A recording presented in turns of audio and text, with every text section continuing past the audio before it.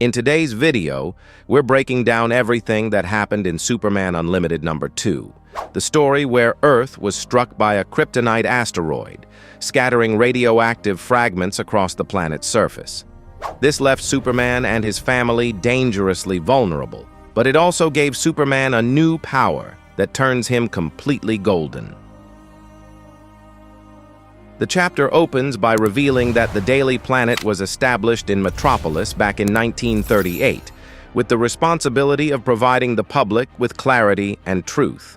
Since then, it has become a symbol of hope for the city of Metropolis.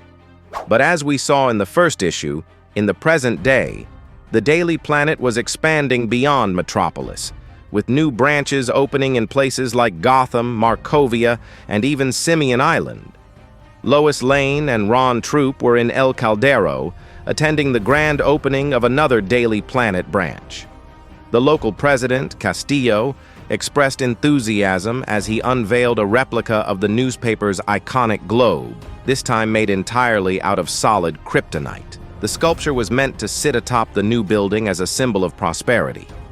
For Castillo, the asteroid had been a blessing, transforming his nation into a hub of wealth and technology, all thanks to the abundance of the mineral. The president proudly displayed kryptonite-based banknotes and coins stamped with Superman's image, a mix of tribute and irony. He saw the hero as indirectly responsible for the economic revolution, since Superman's intervention had diverted the asteroid, causing the fragments to fall on his land. The local population, in turn, seemed open to the idea of using kryptonite in every aspect of life: construction, weapons, energy systems. However, during the ceremony, the attempt to install the kryptonite globe on the building was interrupted by a terrorist attack. Surprisingly, Castillo didn't seem shaken. A special ops unit called the Kryptonites intervened, wearing armor forged from the very same mineral, and began delivering the classic superhero lines about how criminals wouldn't get away. And sure enough, wielding kryptonite spears, they unleashed energy blasts and quickly neutralized the attackers, claiming their actions were for the king and the country. That phrase prompted Lois to ask whether the president was the king they were referring to. But the president quickly explained that he had already ordered local media not to highlight him in that way, since in his view, everyone in the city shared the same power thanks to kryptonite, and no one should feel superior. Meanwhile, in Metropolis, news anchor Jack Ryder opened his morning show by discussing the dangers of kryptonite radiation. He interviewed a farmer who claimed that a two-headed goat had been born after the fallout. However, Clark Kent, who had also joined the broadcast, quickly debunked the claim, pointing out that the goat appeared to be about 2 years old, while the kryptonite asteroid had landed only 3 months prior. It was a textbook case of the sensationalism Jack was known for, stories exaggerated and built on half-truths. Though in this case, he'd genuinely been duped by the woman who made up the whole thing just to grab some attention. And being publicly called out by Clark Kent on national television almost triggered the emergence of the creeper in front of everyone. Not long after, a group of criminals led by the villainous Knockout ambushed an armored truck in an attempt to steal a massive shipment of gold. Fortunately, a red and blue blur raced toward the scene, and of course, it was Superman. He even offered the chance to resolve things peacefully. Naturally, Knockout wasn't interested and went after the Man of Steel with everything she had.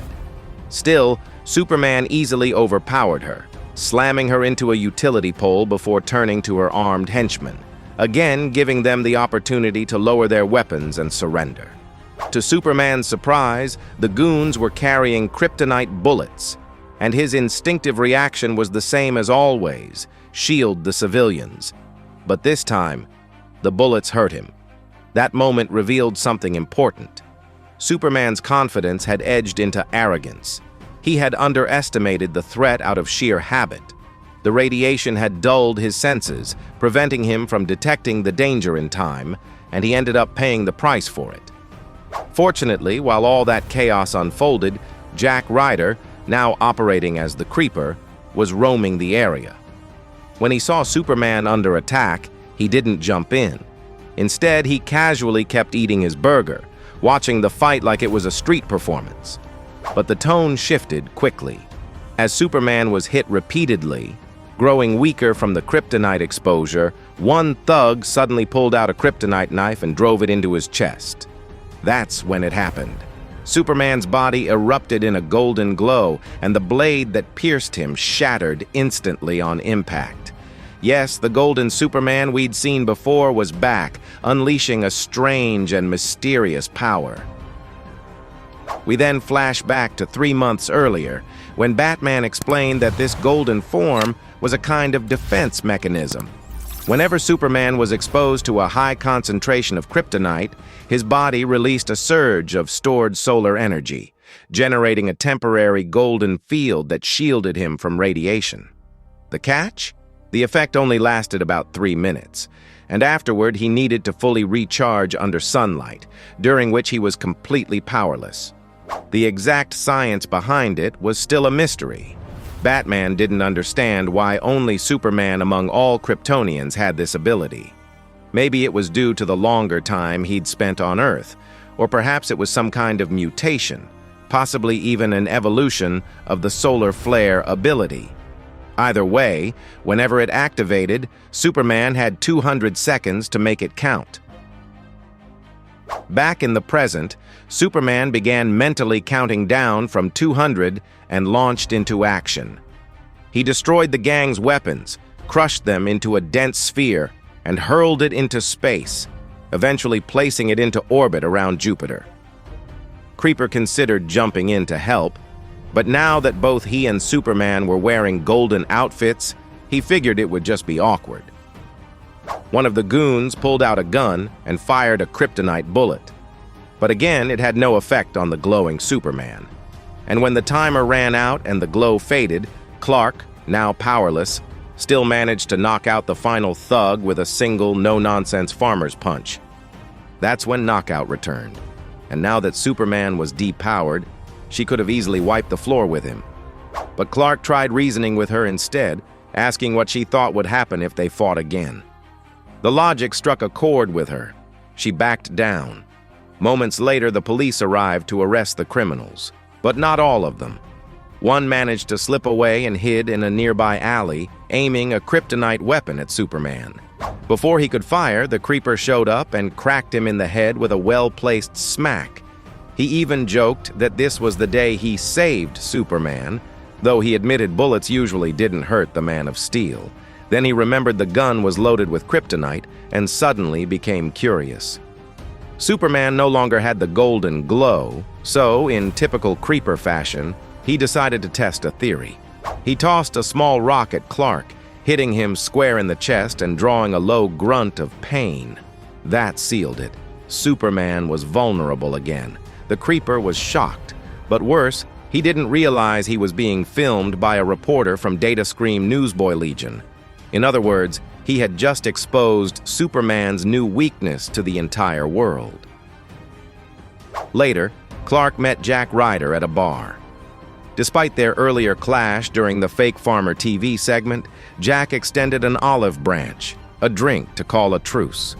You could tell he felt guilty, maybe even remorseful, for outing Superman's weakness to the public. But Clark cracked a joke about the falling price of kryptonite. Ever since it was revealed, the mineral could also harm humans with prolonged exposure, trying to lighten the mood so Creeper wouldn't feel too bad. Meanwhile, in a hidden facility, President Castillo was revealing his true colors. Worried about the growing anti-kryptonite sentiment, he hired someone to silence critics by any means necessary, and of course offered payment in solid kryptonite bars.